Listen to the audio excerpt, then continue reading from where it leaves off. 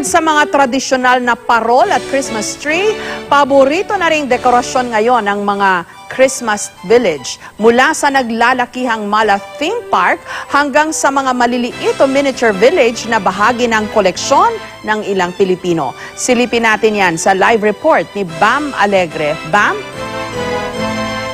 Jessica, ito yung Christmas village na ating binisita. Kung titingnan nyo, meron pang trend na umiikot sa malalungsod na Christmas village sa mga naghahanap ng alternatibong Christmas decor para ngayong Pasko. Bakit di raw subukan ang mga Christmas village? Narito ang ulat.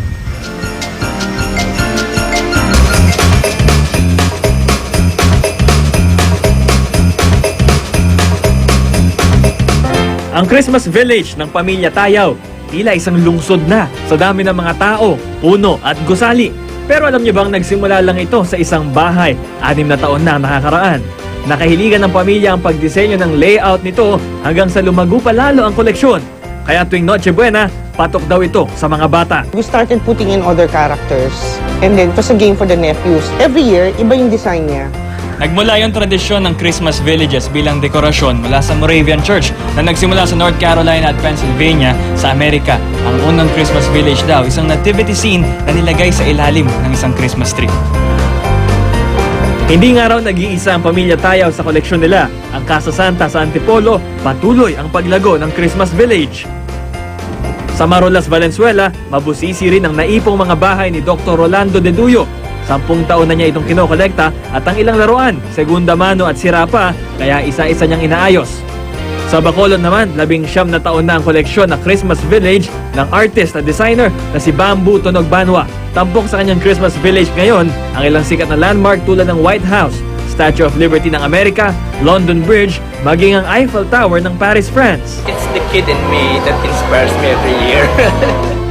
Sa Dapitan Arcade naman sa Maynila, umaabot daw sa puntong sold out ang mga malalaking bahay para sa Christmas Village. Nagkakahalaga ang mga ito mula 300 hanggang 500 pesos. Ang mga tau-tauhan naman, maaaring bilhin mula 150 hanggang 300 pesos. Sila, parang gumagawa sila ng compound.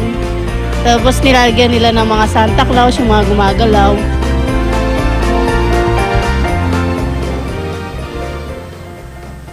Jessica, nakikita ninyo ngayon, isang sulok yan. Nagtatago dyan si Gollum, si Shrek, tsaka si Fiona. At ito, meron din ditong trend na nakikita nyo, umiikot yan sa lungsod. At dito naman sa bahaging ito, may skating rink. So medyo mabusisi yung disenyo ng kanilang Christmas village. At lahat ng nakikita ninyo ngayon, Jessica, ay likha ni architect Arn Tayaw. Kung makikita ninyo, yung styrofoam material dito ay ginawa niya lang sa kanyang kamay. Tapos every year daw nagbabago yung kanilang disenyo. Balik sa'yo, Jessica. Pakitanong bakit niya ginagawa ito? Ano nabibigay sa kanya? Bam.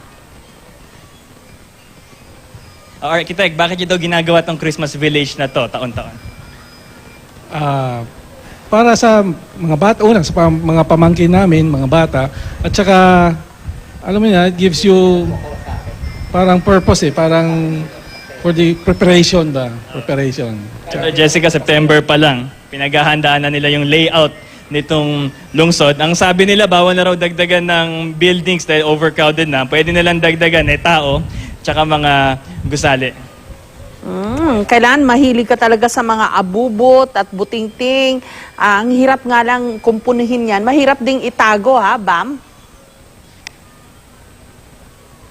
Opo, kasi talagang binabaklas nito kada Pasko. Pero may thrill kasi, kumbaga, paghahandaan nila yung preparations nito, no? Tsaka talagang kada taon may bago, may mga iba't ibang characters na tinatago. Game yun para sa kanilang mga pamangkin, i-identify nila kung sino yung hindi kasama doon sa Christmas Village. For example, ito, si Mr. Bean nandyan. So yun yung part ng game nila ting nagtitipon-tipon sila for Noche Buena, Jessica. Ang ganda. Maraming salamat sa'yo, Bam Alegre.